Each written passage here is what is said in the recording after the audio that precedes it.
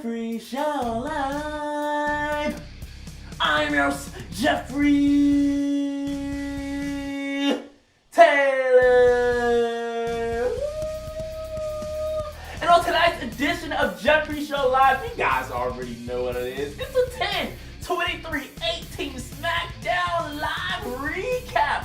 This is the A Show. This is one of my favorite wrestling shows out of everything. And I know you guys want Impact reviews, and I know you guys love your indies, your progress, and the list can go on as well as the WWE NXT. But WWE SmackDown Live, this is my specialty, and this is where home is. Let's get right into the show. We have a rematch from last week's SmackDown 1000 episode between the Usos versus AJ Styles and Daniel Bryan. AJ Styles and Daniel Bryan should be facing each other at Crown Jewels, even though there's been some rumors that Daniel Bryan is reluctant about going and does not want to participate. But there's been so many rumors. I don't want to hear anything about Crown Jewel until the actual event at this point. It's happening. We know that these men are going to be there. Contracts are involved. And it is what it is. And that is that. I'm done with it. I'm done with you guys saying it's canceled. I'm done with the clickbaits. I'm done with the lies.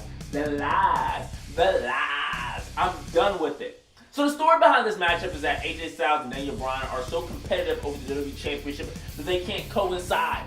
So why the hell are we putting them in tag team champions? Tag team champions. Why are we putting them in tag team matches, you guys? Like, I don't get it. If you guys know that you guys are competing for the WWE Championship, I don't get it. This is just all the drama in the WWE that we all come to know and love. The Usos end up getting the win after AJ Styles mistakenly hit a Pele kick on Daniel Bryan. But the real story behind this matchup was the backstage between Daniel Bryan throwing up the too sweet symbol and saying too sweet and making a mockery of AJ Styles. It definitely was supposed to break the internet. I don't think that we cared too much on wrestling Twitter, but it was a moment deep down in our hearts.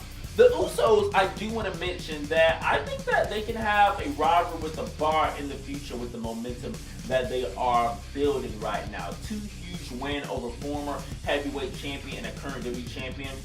Shout out to the Usos. They're showing that they're one of the greatest tag teams of all time.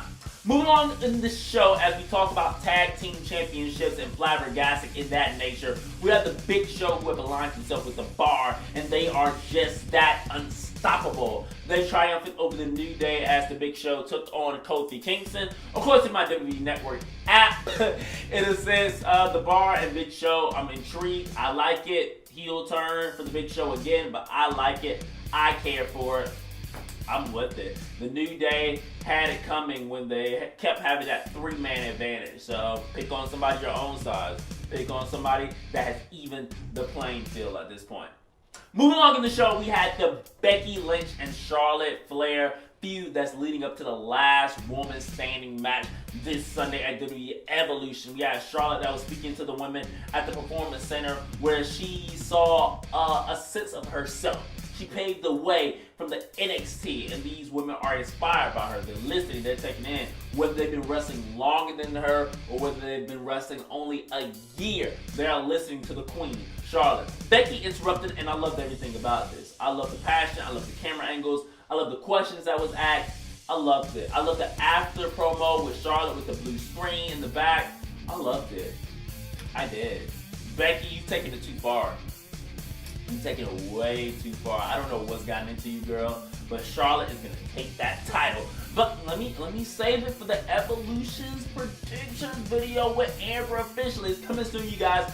Thanks for your patience, but I am loving Charlotte and Becky Lynch program. It's amazing. Moving along in the show, we had Rusev that destroyed Aiden English, and this is what is the end of this rivalry or feud.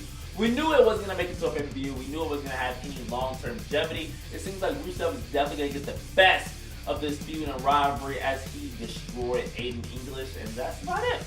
Hopefully the two men survive and they'll get future endeavor, but that's it. Moving along in the show, we had The Miz and Rey Mysterio on Miz TV. Now we've had that True TV where we had our dance break. Okay, and the Miz TV is back. One of my favorite talk shows in professional wrestling. Rey Mysterio was going back and forth. Well, he really wasn't going back and forth up until the end where he started speaking Spanish and is basically put up or shut.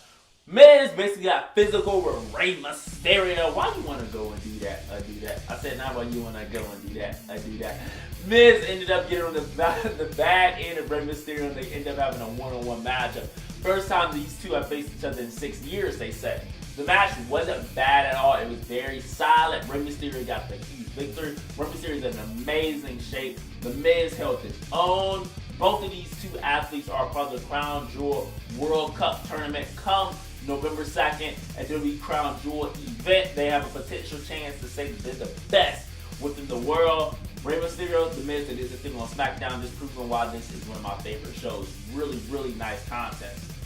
Moving along in the show, we had that SmackDown Battle Royal teaser, which was originally supposed to be Mandy Rose, who is my absolute favorite.